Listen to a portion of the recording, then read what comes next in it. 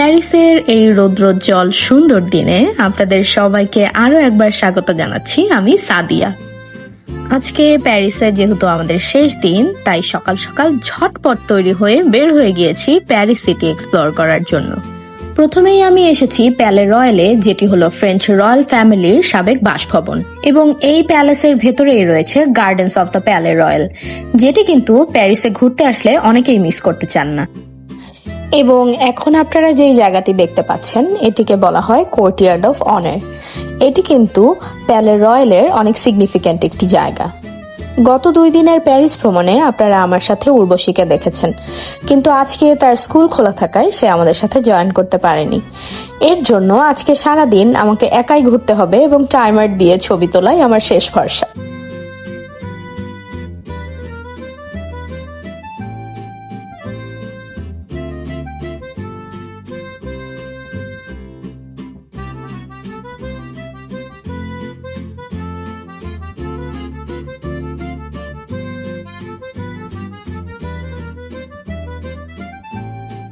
প্যালে রয়্যালে বেশ অনেকক্ষণ সময় কাটিয়ে আমি এখন এখান থেকে বের হয়ে যাচ্ছি আমার নেক্সট ডেস্টিনেশনের উদ্দেশ্যে। আপনাদের নিশ্চয়ই মনে আছে, গতদিন আমরা অ্যাপল স্টোর থেকে আমার ফার্স্ট আইফোন কিনেছিলাম, কিন্তু ওই আইফোনটা ছিল আইফোন 13।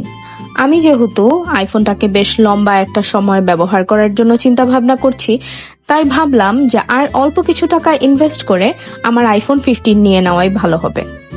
এবং তার জন্যই এখন মেট্রোতে করে আমি যাচ্ছি সেই অ্যাপল স্টোরে আমার আইফোনটিকে এক্সচেঞ্জ করতে।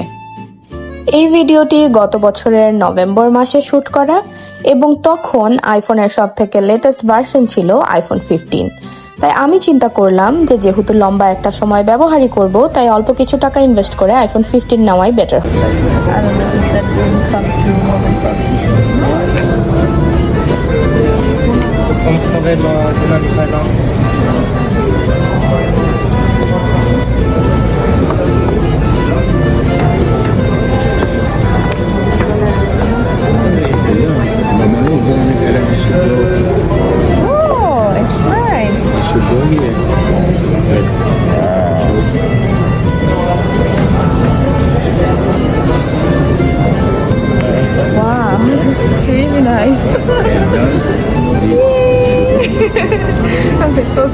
অ্যাপল স্টোর থেকে বের হয়ে এবার আবারও প্যারিস সিটি এক্সপ্লোর করার পালা। পথে যেতে যেতে হঠাৎ দেখা মিলল এই ট্রেডিশনাল প্যারিসিয়ান স্টাইল সুভিনিয়ার শপটি। আজকের দিনটা যেহেতু অনেক ব্রাইট আর সানি, তাই হেঁটে হেঁটে প্যারিস সিটির বিভিন্ন জায়গা এক্সপ্লোর করতে আমার খুবই ভালো লাগছিল। এবারে পায়ে হেঁটে এই ব্রিজ ধরে সিন নদী পার হবার পালা, কারণ ওপারে বেশ কয়েকটা ডেস্টিনেশন আমি প্ল্যান করে রেখেছি, যেগুলো আমি ঘুরে দেখতে চাই।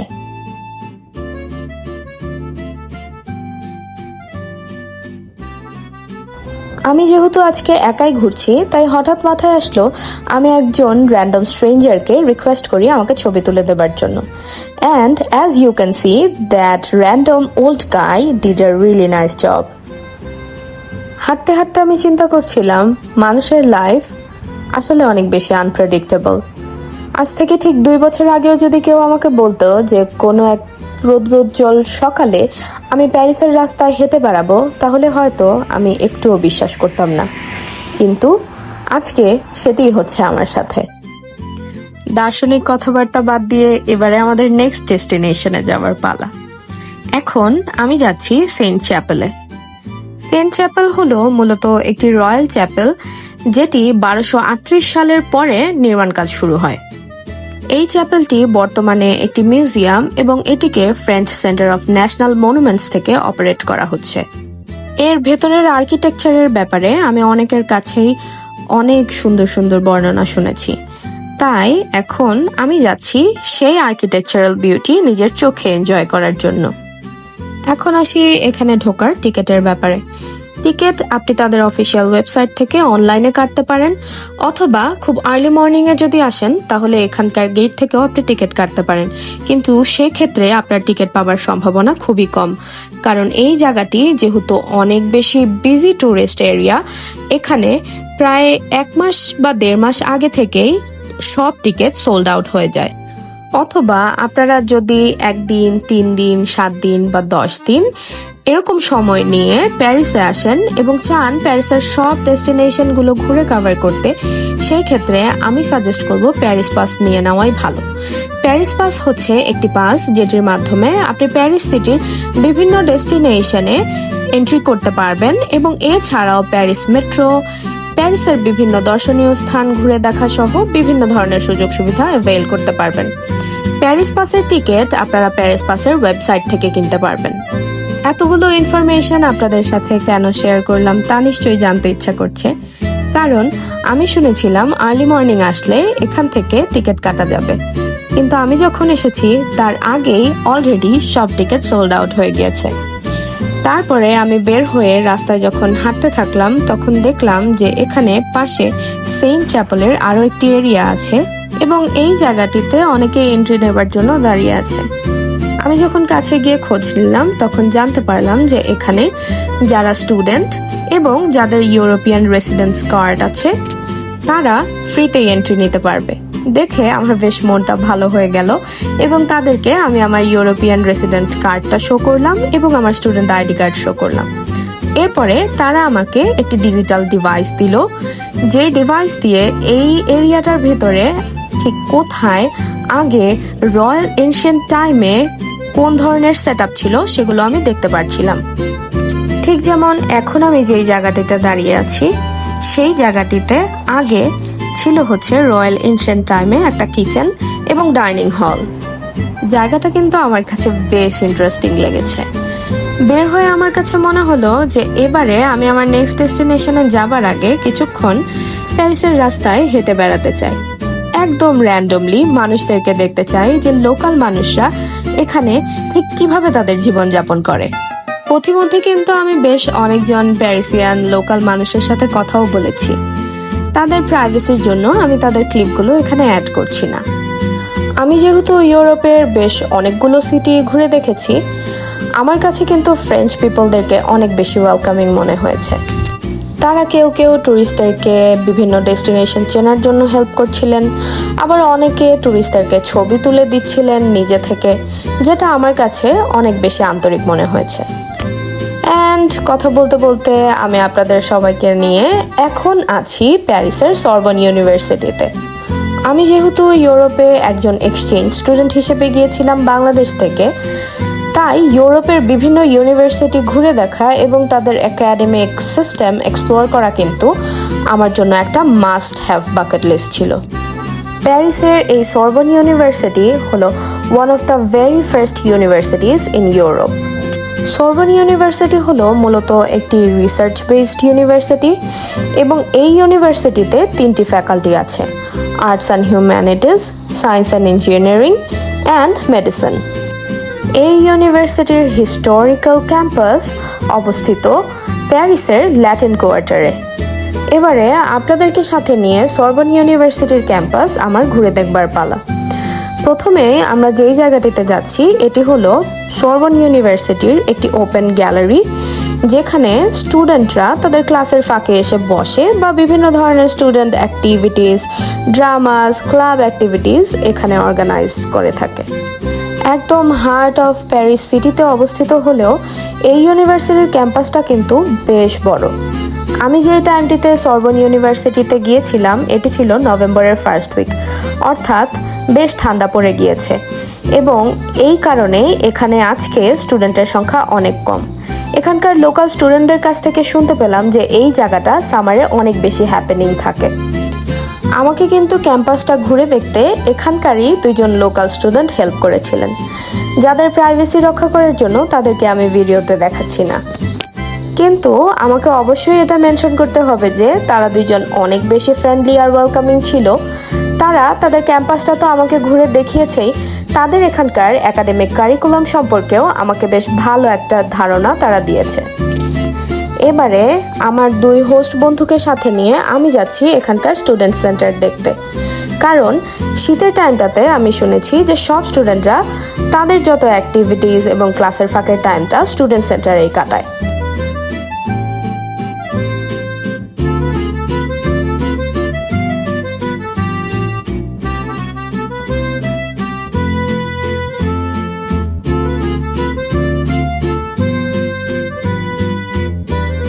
শুরুতে ঢুকতেই আমি দেখতে পারলাম এখানে একটি ইনফরমেশন অ্যান্ড হেল্প ডেস্ক রয়েছে, যেখান থেকে স্টুডেন্টরা তাদের ডিজায়ার্ড ইনফরমেশন কালেক্ট করতে পারে। এবং এছাড়াও ডিফারেন্ট কর্নারে বিভিন্ন ধরনের গেমস, বিভিন্ন ধরনের মিউজিক ইনস্ট্রুমেন্টস রাখা আছে, যাতে স্টুডেন্টরা তাদের ক্লাসের ফাঁকের সময়টা এখানে এসে একা কিংবা তাদের ফ্রেন্ডদের সাথে কাটাতে পারে। বেশ অনেকক্ষণ লম্বা একটা ক্যাম্পাস ট্যুরের পর আমি বের হয়ে গিয়েছি ইউনিভার্সিটি ক্যাম্পাস থেকে। এবারে আমি বাইরের এরিয়াতে একটু হেঁটে ঘুরে বেড়াবো এবং দেখার চেষ্টা করব এখানকার স্টুডেন্টদের লাইফটা আসলে ঠিক কেমন। সামনেই চোখে পড়ল একটা সুভেনিয়ার শপ এবং এখান থেকে সুভেনিয়ার কেনাকাটা শেষ করতেই আমার বেশ ক্ষুধা লেগে গিয়েছিল। তাই আমি এখানকার ইউনিভার্সিটির বাহিরে কি খাওয়া যায় তাই খুঁজতে শুরু করলাম এবং আমি দেখা পেলাম একটা হালাল বার্গার শপের। সেখান থেকে আমি একটা বার্গার মিল নিয়ে আমার লাঞ্চটা সেরে নিলাম। And now you are watching the real character of European weather. সকাল থেকে এত সুন্দর একটা ওয়েদার ছিল এবং হঠাৎ করেই আমি দেখলাম আকাশটা কালো হয়ে বৃষ্টি পড়তে শুরু করেছে। ওয়েল, বৃষ্টি হচ্ছে দেখে আমার কিন্তু সুযোগ নেই ঘরে বসে থাকার, কারণ প্যারিসে আজকেই আমার শেষ দিন।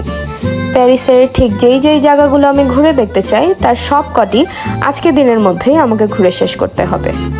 প্যারিসিয়ান হিস্ট্রিতে প্যান্থিয়নের কিন্তু অনেক বড় একটা সিগনিফিক্যান্স আছে।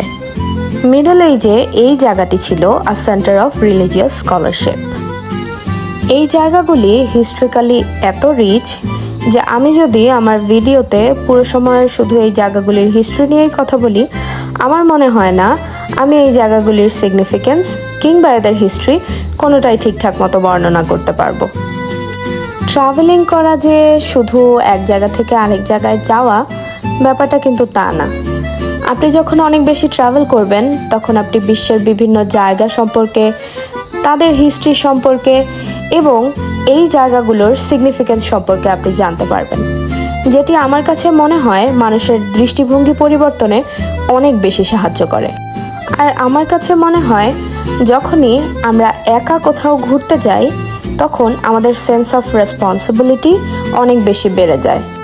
আজকের এই দিনটা আমার জন্য অনেক বেশি স্পেশাল, এই জন্য না যে প্যারিসে আজকেই আমার শেষ দিন, এই কারণে যে আজকে সারাটা দিন আমি প্যারিসে একা একা ঘুরেছি। আমি অনেক প্যারিসিয়ান লোকাল মানুষদের সাথে কথা বলেছি, অনেককে রিকোয়েস্ট করেছি আমাকে ছবি তুলে দিতে, অনেকে আবার নিজে থেকে এসেই আমার সাথে কথা বলেছেন, আমাকে আমার আউটফিটের জন্য কমপ্লিমেন্ট দিয়েছেন, যেই ব্যাপারগুলি আমার আজীবন মনে থাকবে। আচ্ছা, এবারে ভিডিওতে আসা যাক। এখন আমরা যেই রাস্তাটা ধরে হেঁটে চলেছি, আমার ঠিক হাতের বামে যেই বিল্ডিংটা আপনারা দেখতে পাচ্ছেন, এটাই হলো প্যারিস ইউনিভার্সিটির ক্যাম্পাস।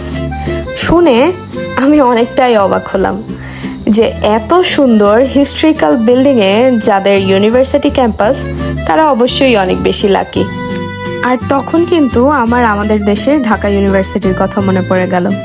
আমাদের ঢাকা ইউনিভার্সিটির কার্জন হলো কিন্তু অনেক হিস্ট্রিক্যাল একটা বিল্ডিং, অ্যান্ড তার আর্কিটেকচারাল বিউটি কিন্তু আমার অনেক অনেক বেশি পছন্দ।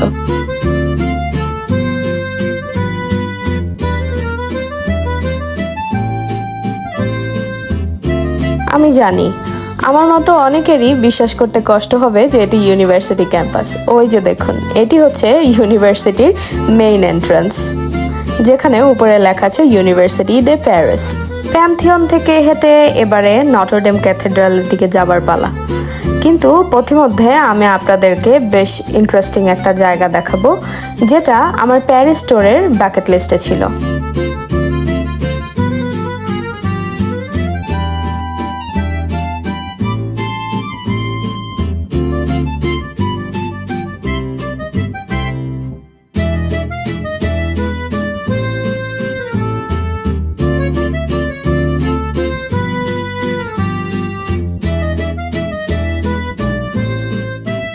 প্যারিসের অলিগলি উঁচু নিচু রাস্তা পার হয়ে আমরা কিন্তু এসে পড়েছি the Shakespeare and company library and ক্যাফেতে। এই ক্যাফেটা মূলত চালু হয় 2015 সালে, যেখানে লোকাল ভিজিটার্সরা চা কফি এনজয় করতে আসেন এবং সাথে এখানে পাওয়া যায় Anglo style sweets and French pastries. Well, আপনাদেরকে এই জায়গাটা দেখানোর tour Shakespeare and company cafe দিয়ে শুরু করলেও এই জায়গাটা কিন্তু মূলত একটা লাইব্রেরি, যেটি 1991 সালে জর্জ হুইটম্যান এখানে চালু করেছিলেন এবং তখন থেকে এখনকার সময় পর্যন্ত এই লাইব্রেরিটি অনেক ফেমাস। আপনারা যারা নটরডেম ক্যাথেড্রাল ভিজিট করতে আসবেন, আমি সাজেস্ট করব অবশ্যই এই লাইব্রেরি অ্যান্ড ক্যাফেটা একবার হলেও ভিজিট করে যেতে। হাঁটতে হাঁটতে এবারে আমি চলে আসলাম প্যারিস সিটির বেশ সুন্দর একটা জায়গায়, যেটি হচ্ছে একটি ওপেন নার্সারি। এই নার্সারিটি থেকে আপনারা গাছের চারা, ফুল কিংবা গাছ রিলেটেড বিভিন্ন অ্যাক্সেসরিজ এখান থেকে কিনতে পারবেন। একটা ইন্টারেস্টিং জিনিস দেখাই, এখানে আপনারা দুইজনকে দেখতে পাচ্ছেন, তারা একটা দেয়াল ধরে কিছু উইশ করছে। প্যারিসিয়ানরা বিশ্বাস করে সেন্ট চ্যাপেলের দেয়ালে যদি টাচ করে আপনি কোনো কিছু উইশ করেন তাহলে সেটি সত্যি হবে। মেট্রোতে করে এবারে আমরা চলে এসেছি প্যারিস সিটির একেবারে অপর প্রান্তে। এখানে আমার সামনেই আপনারা দেখতে পাচ্ছেন প্যারিসের বিখ্যাত হোটেল ডে লা মেরিন। এটির ভেতরে ঢুকে আমি এর আর্কিটেকচার কিছুক্ষণ এনজয় করার পরে সামনে আপনাদেরকে নিয়ে যাব প্যারিসের আরও বেশ কয়েকটি সিগনিফিক্যান্ট জায়গা দেখাতে।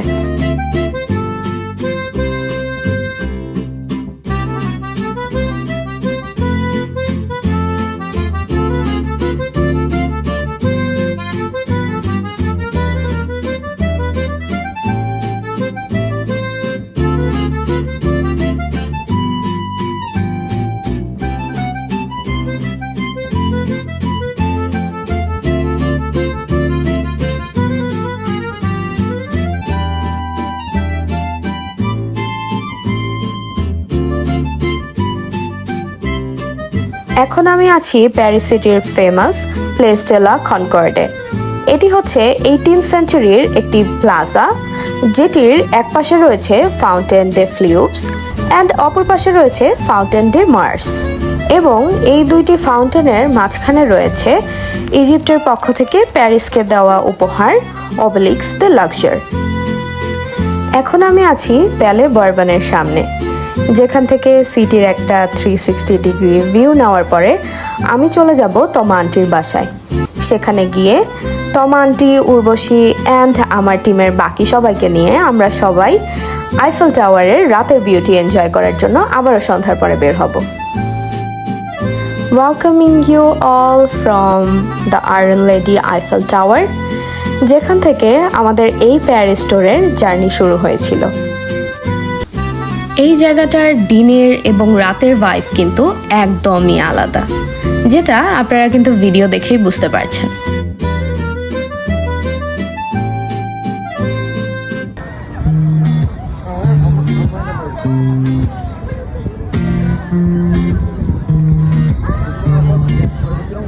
All the times that you rain in my parade, and all the clubs you get in using my name.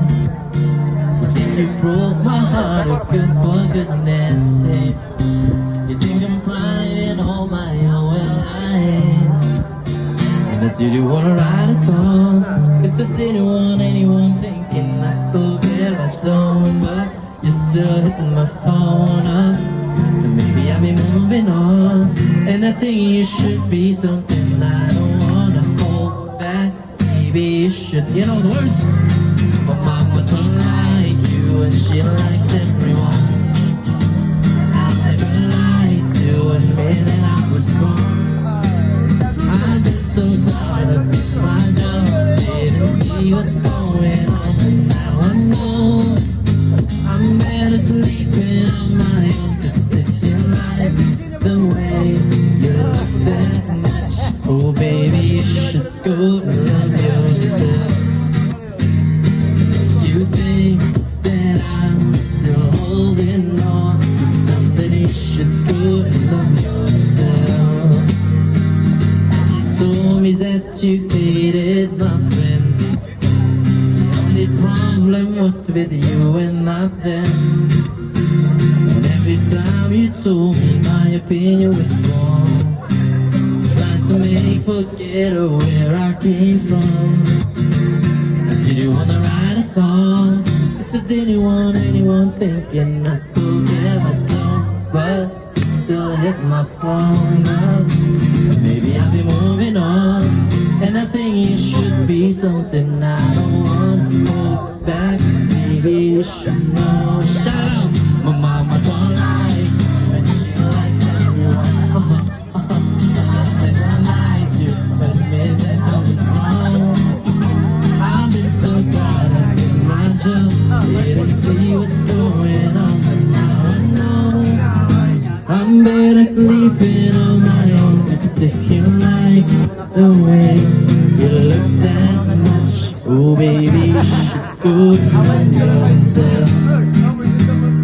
If you think that I'm still holding on to something, you should go and love yourself. Oh, now it's easy. Ba-da-ba-ba, ba-da-ba.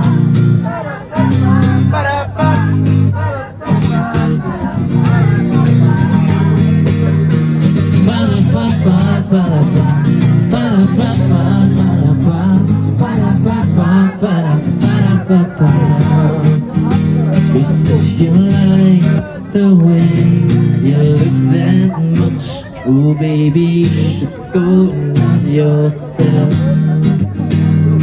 If you think that I'm still holding on to something, you should go and love yourself. এবারে বাড়ি ফিরে যাবার পালা। গত 4 দিনের এই Paris tour আমার লাইফের সবথেকে কোর মেমোরিজগুলোর মধ্যে একটি হয়ে থাকবে। তমা আন্টির বাসায় না আসলে আমরা হয়তো বুঝতেই পারতাম না দেশের বাইরেও আমাদের এত আপন করে নেবার মতো কেউ আছে। Thank you so much Toma aunty for your warm hospitality. ইনশাল্লাহ কোনো একদিন আবারও আমাদের দেখা হবে।